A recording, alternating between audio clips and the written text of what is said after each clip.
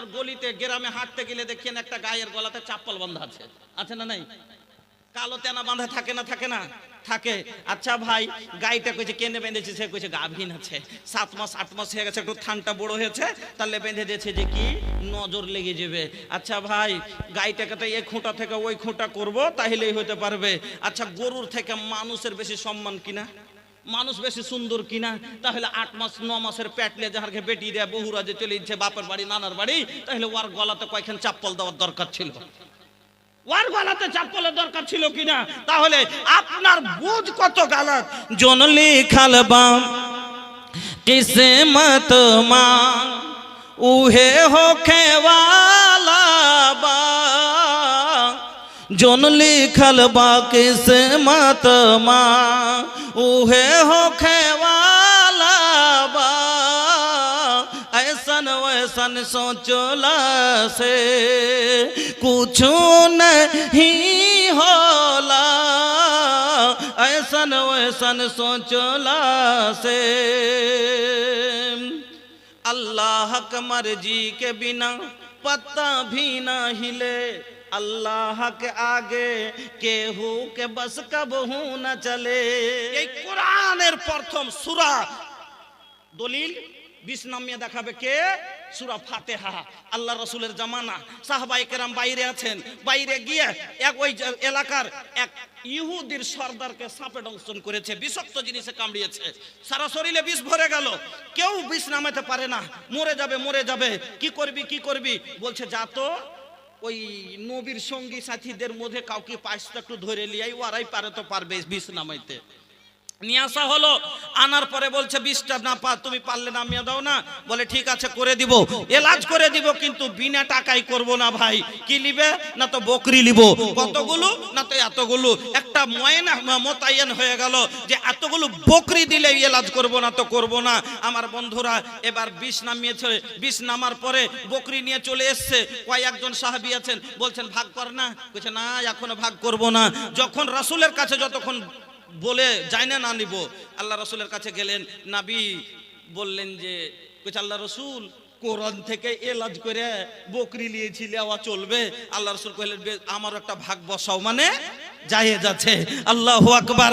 যে সে কইছে আচ্ছা বলো তো তুমি কি কি বলেছিলে? কইছে আল্লাহ রসুল আমি সূরা ফাতিহা পড়ে ফুঁক দিয়েছিলাম। কইছে তুমি কেমন করে জানলে যে এটাতে বিষ নামবে? কইছে কেন হুজুর, এই সূরার নাম হলো সূরাতুস শিফা, মানে বেমারের এলাজ। আমি জানি আল্লাহর কালাম সত্য, আর এই সূরা পড়ে যদি আমি ফু দিই তাহলে বিষ নেমে যাবে। আমার মায়েরা, বন্ধুরা, আমার ভাই জানেরা, আজকে আমার ওয়াগ্য মা বোনেরা, জাহেলা মহিলারা বাড়ি থেকে বের হলে হাতে কাজলতি নিয়ে বের হয়, হয় না হয় না? অশিক্ষিত কত বাড়ি থেকে যখন বাপের বাড়ি যাবে দেখেন বাঁ হাতে একটা কাজলতি ধরে থাকে, কেন? ছেলেকে নজর লেগে যাবে। এই কালি লিয়ে থাকলে পারে, বা একটা কাঁটি বেঁধে দেয়, হাতে দেখবেন কড়া বেঁধে দেয়, কোমর একটা মুচড়া বেঁধে দেয়। এই রকম করে আপনাকে বলছি আরো কত বদ আকীদা আছে আপনার আমার সমাজে অশিক্ষিত হওয়ার কারণে। আপনার গলিতে গ্রামে হাঁটতে গেলে দেখেন একটা গায়ের গলাতে চাপ্পল বাঁধা আছে, আছে না নাই? কালো তেনা বাঁধা থাকে না, থাকে না? থাকে। আচ্ছা ভাই, গাইটা কইছে কেনে বেঁধেছে? সে কইছে গাভীন আছে, 7 মাস 8 মাস হয়ে গেছে, একটু থানটা বড় হয়েছে, তাহলে বেঁধে দিয়েছে যে কি নজর লেগে যাবে। আচ্ছা ভাই, গাইটাকে তো এক খুঁটা থেকে ওই খুঁটা করব তাহলেই হতে পারবে। আচ্ছা, গরুর থেকে মানুষের বেশি সম্মান কিনা? মানুষ বেশি সুন্দর কিনা? তাহলে 8 মাস 9 মাসের পেটলে যাহারকে বেটি দেয়, বহুরা যে চলে যাচ্ছে বাপের বাড়ি নানার বাড়ি, তাহলে ওর গলাতে কয়েকখান চাপ্পল দেওয়ার দরকার ছিল, ওর গলাতে চাপ্পলের দরকার ছিল কিনা? তাহলে আপনার বুঝ কত গালাত। জন লিখাল বাম কিসমত মা উহে হোखे वाला बा, जोन लिखल बा किस्मत मा उहे होखे वाला बा, ऐसन वैसन सोचला से कुछ नहीं होला, ऐसन वैसन सोचला से अल्लाह के मर्जी के बिना पत्ता भी ना हिले, अल्लाह के आगे केहू के बस कबहू न चले। আল্লাহ চাহেনি আর যদি বলে এর গাইটাকে মেরে দিব, এর দুধ খারাপ করে দিব, হবে কি? হবে না। আল্লাহর নবী আব্দুল্লাহ বিন আব্বাসকে বলছেন, আব্বাস, আব্দুল্লাহ বিন আব্বাস একদিন আল্লাহর রাসূলের পিছনে সুয়ারিতে বসে আছেন, ছোট্ট ছেলে।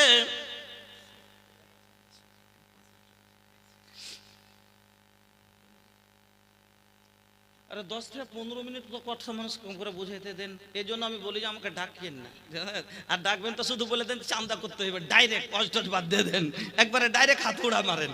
হ্যাঁ, যাক আলহামদুলিল্লাহ ভাই, যাক এতখানি তো কম করে দায়িত্ববাদ মনে করছেন যে দায়িত্ব করতে পুরা করতে পারবে, শুকরিয়া আপনাদের, জাযাকুমুল্লাহ, বারাকুমুল্লাহ, হায়াকুমুল্লাহ।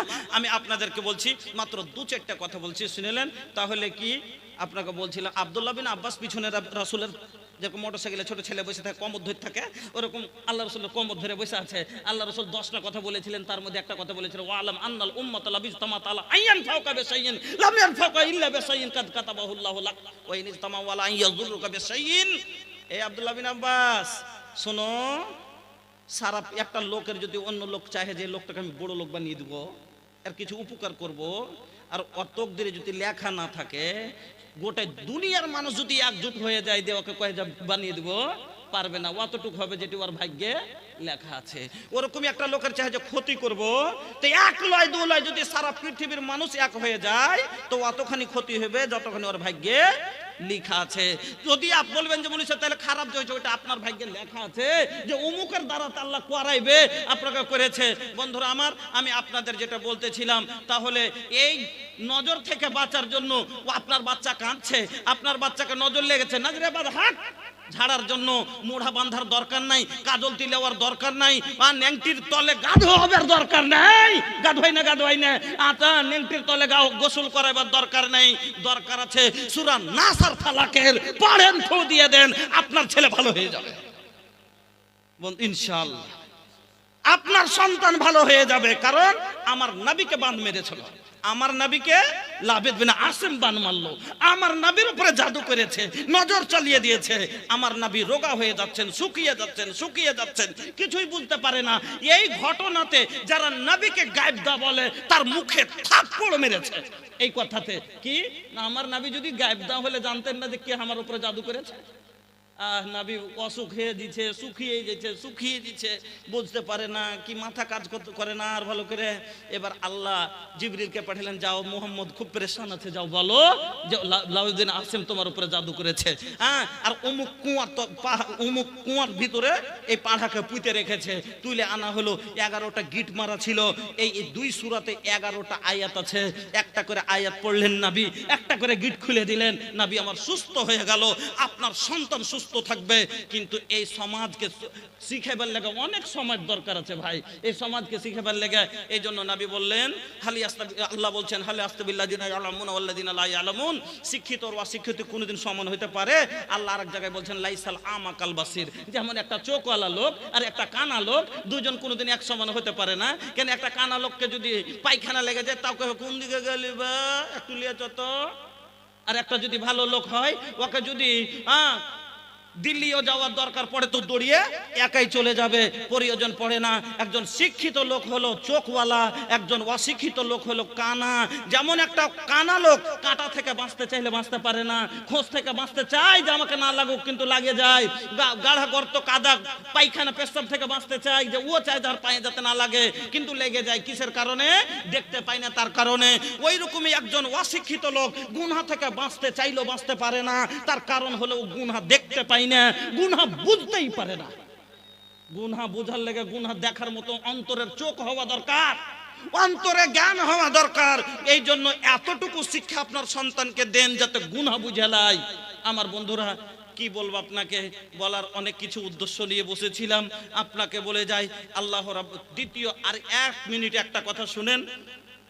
আল্লাহ রাব্বুল আলামিন এই কোরআনের মধ্যে ওয়াহদানিয়তের কথা, তৌহিদের কথা,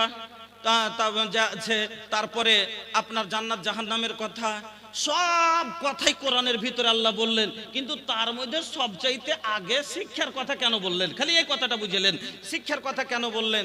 নামাজের কথা পরে, রোজার কথা পরে, হজের কথা পরে, জাকাতের কথা পরে, সব পরে। আগে আল্লাহ বলছেন একরা, পড়, পড়ার কথা কেন বললেন আল্লাহ? আচ্ছা ভাই, আপনি নামাজ পড়বেন, নামাজ পড়তে গেলে আগে পড়ার জরুরি আছে কি নাই? কেন? উজু শিখতে হবে, উজু করতে গেলে উজুর দুয়া শিখতে হবে, শিক্ষার দরকার পড়লো। উজুর দুয়া না বলে আপনি উজু করলে হবে?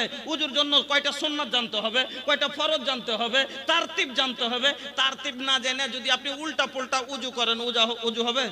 ওই যে আপনাকে উদাহরণ দিয়েছিলাম যে একটা লোক নতুন নতুন মুসলমান হয়েছে, তখন ওকে উজু করতে বসে তো আমাকে উজু শিখা দিছে। তো উজু শিখতে বসে বসে তখন কেছে পহলে দোনো হাত কো পৌঁছু তাক ধোইয়ে, এখান থেকে ধুয়েছে, এটা বুঝতে পারছে। তারপরে এনারা ধোয় সব দিন জানে, তখন কেন সবাই হাতে হাতে ধোয় কোনো কাজ করলে? এবার বলছে 3 মর্তবা কুল্লা কিজিয়ে, কুল্লা সবাই হিন্দু মুসলিম বুঝে। তারপরে বলছে নাক মে পানি ডালিয়ে। এবার লাখেও জীবনে পানি দিয়েছে, যে জানবে কি করে পানি দেয়, ও বদনার লোল লাগিয়ে ঢালতে শুরু করেছে। তো কি ঢালা মোর, আচ্ছা বল, যদি এরকম করে দেয় বাঁচবে লোকটা? তাহলে না জানার কারণে মরবে না? মরবে না। এবাদত যাই না করতে হবে, না হলে এবাদত কবুল হবে না। আমার বন্ধুরা, নামাজ পড়তে গেলে আপনাকে বলছি প্রথমে উজু শেখা দরকার। উজু হলে নামাজ হবে, নামাজ হলে নেকি হবে, আর নেকি হলেই তবে ভাগ্যে জান্নাত হবে। এই জন্য আল্লাহ বললেন আগে শিখ পরে কর। রোজা করবেন, রোজা